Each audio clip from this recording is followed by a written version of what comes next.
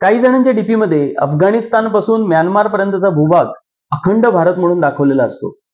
अखंड भारत बनणार, मोदी बनवणार, बनलाच पाहिजे यासारखं त्यांचं म्हणणं असतं. आता बघा, त्यांना इथे भारतातल्या 140 कोटी लोकसंख्येत 25 कोटी मुसलमान असताना खतऱ्यात असल्यासारखं वाटतं. पण अफगाणिस्तान, पाकिस्तान आणि बांगलादेश मधले अजून 45 कोटी मुसलमान अखंड भारतात आणल्यावर काय? बापरे, इतका विचार करण्याची क्षमताच कुठे आहे? बेसिक मध्येच गडबड आहे.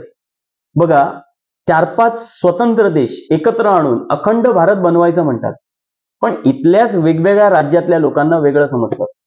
अखंड भारत पाहिजे म्हणताना भारतालाच अखंड ठेवण्याच्या विरुद्ध प्रयत्न करताना दिसतात.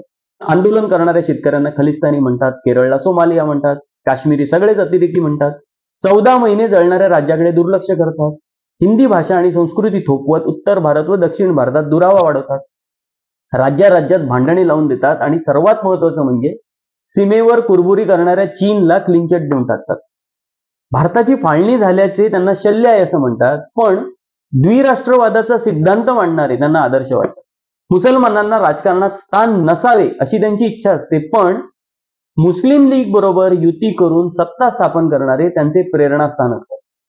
मोदींना काही बोललं की पाकिस्तानला पाठवण्याची भाषा करतात आणि त्याच पाकिस्तानला अखंड भारताचा भाग दाखवणारा डीपी ठेवतात. आजच्या पाकिस्तानमध्ये घराणे असणारा ऋषी सुनक त्यांना मूळचा भारतीय वाटतो आणि प्रिय असतो, पण ते इतर पाकिस्तानी पंतप्रधानांना लागून असते.